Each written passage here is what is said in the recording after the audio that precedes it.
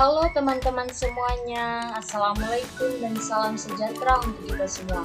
Perkenalkan, nama saya Scholastica Frenchina, NIM 22032533. Saya adalah mahasiswa Sekolah Tinggi Ilmu Administrasi Malang, Prodi D3 Pereka Medis dan Informasi Kesehatan. Di sini saya akan menjelaskan materi anatomi sistem digestif sebagai tugas video pembelajaran yang diberikan oleh Bapak Henry Didiharto, SKEP MPD.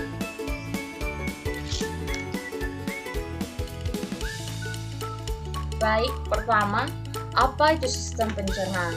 Sistem pencernaan adalah serangkaian jaringan organ yang bekerja untuk mencerna makanan. Selama dalam saluran pencernaan, makanan akan mengalami proses pencernaan, baik secara mekanik maupun secara kimia. Di sini, pencernaan secara mekanik adalah proses pengubahan makanan dari bentuk besar atau kasar menjadi bentuk yang lebih kecil atau halus. Proses itu terjadi dalam mulut dengan bantuan gigi dan lidah. Pencernaan secara mekanik juga terjadi di dalam lambung dengan bantuan gerak peristaltik dinding lambung sehingga makanan seperti diaduk. Pencernaan secara kimia adalah proses pengubahan zat makanan dari bentuk yang kompleks menjadi bentuk yang lebih sederhana dengan bantuan enzim pencernaan.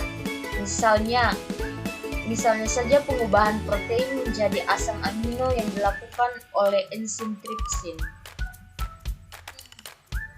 Anatomi sistem pencernaan ini berawal dari mulut, kedua kerongkongan, ketiga esofagus, keempat lambung, kelima hati, keenam empedu, ketujuh pankreas, kedelapan usus halus, kesembilan usus besar, kesepuluh rektum dan anus.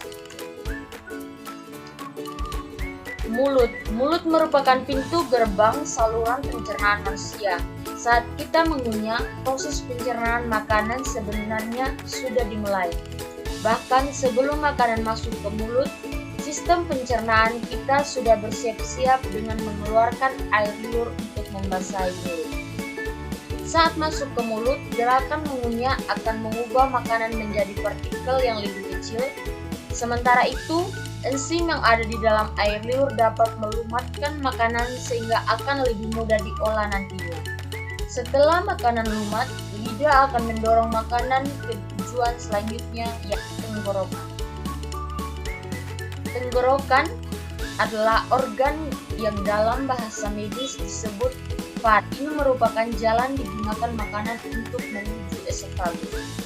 Saat makanan yang sudah hancur masuk ke tenggorokan, ada dua kemungkinan yang bisa terjadi, yaitu makanan bisa melewati jalur yang tepat, yaitu ke esofagus atau esofagus untuk lalu menuju ke lambung. Makanan justru masuk ke jalur yang salah menuju ke saluran nafas. Kemungkinan kedua ini yang membuat kita bisa tersedak. Untuk mencegah makanan melewati jalur yang salah, di tenggorokan terdapat epiglotis. Epiglotis adalah bagian dari organ pencernaan yang berbentuk seperti daun. Fungsinya hampir sama seperti pintu yang bisa membuka dan menutup sesuai dengan kebutuhan. Esofagus atau kerongkongan adalah saluran yang menghubungkan mulut dengan lambung. Saluran ini merupakan jalan bagi makanan yang telah dikunyah dari mulut menuju proses pencernaan selanjutnya di dalam lambung. Otot-otot kerongkongan memindahkan makanan dengan gerakan peristaltik. Ini adalah kumpulan kontraksi dan relaksasi otot yang menimbulkan gerakan seperti gelombang sehingga makanan terdorong masuk menuju lambung. Pada ujung kerongkongan terdapat sphincter atau otot-otot berbentuk cincin. Otot-otot ini memungkinkan makanan untuk masuk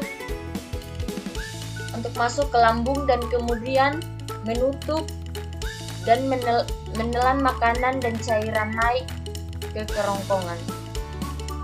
Lambung adalah organ berongga berongga atau wadah yang berfungsi untuk menyimpan makanan saat sedang dicampur dengan enzim pencernaan.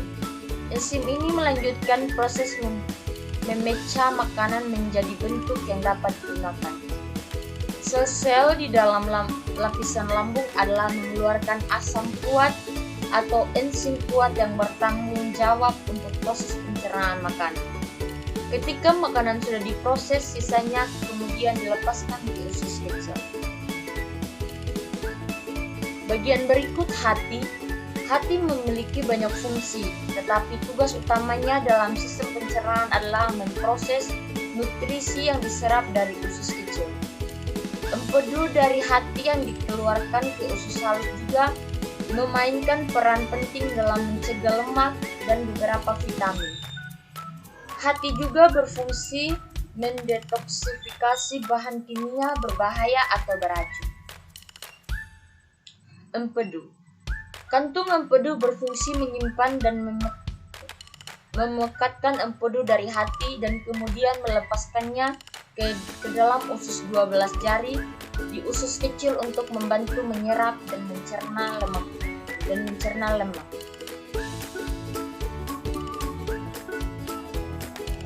Pankreas. Pankreas dapat menghasilkan enzim pencernaan ke dalam usus 12 jari yang memecah protein, lemak, dan karbohidrat.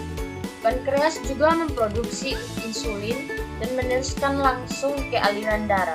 Insulin adalah hormon utama dalam tubuh untuk metabolisme gula.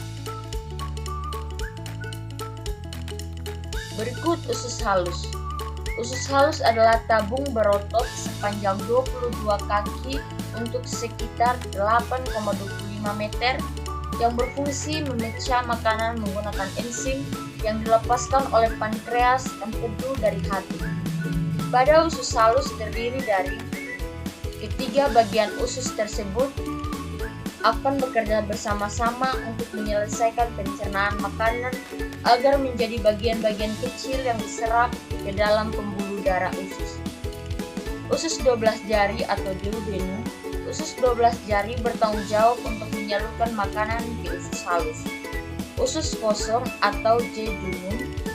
Usus kosong dalam bagian kedua dari usus halus yang berada di antara usus 12 jari dan usus penyerapan. Usus penyerapan atau ileum merupakan tempat terjadinya penyerapan sari-sari makanan. Berikut usus besar. Usus besar adalah tabung berotot sepanjang kurang lebih 1,82 meter yang menghubungkan usus kecil ke rektum. Usus besar antara lain terdiri dari sikum, kolon ascendens atau kanan, kolon transversum atau melintasi, kolon descendens atau kiri, dan kolon sigmoid yang terhubung ke rektum. Usus ini bertanggung jawab untuk memproses limba yang tersisa dari proses pencernaan. Limba atau kotoran dilewatkan melalui usus besar dengan cara peristaltik. Pertama, dalam keadaan cair dan akhirnya dalam bentuk padat.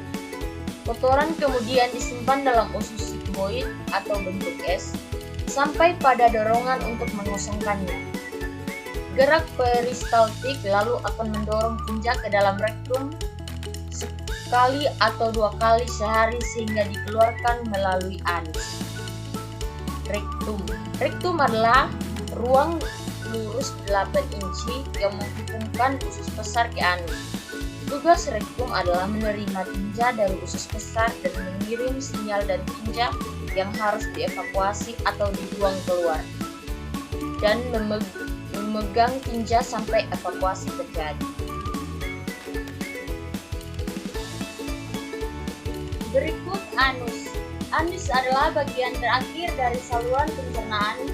Organ ini berbentuk saluran sepanjang 2 inci atau 5,08 cm yang terdiri dari otot-otot dasar panggul dan 2 visternal atau internal dan eksternal. Anus dikelilingi oleh otot-otot vistern yang penting dalam memungkinkan mengontrol pengeluaran tinja.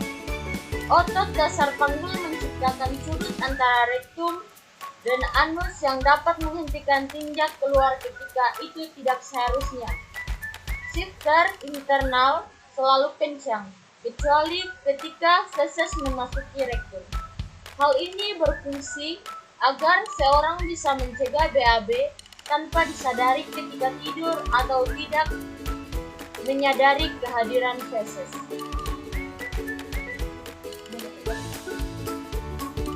Sekian yang dapat saya jelaskan. Akhir kata, saya mengucapkan terima kasih. Jangan lupa subscribe, komen, dan share. Selamat siang.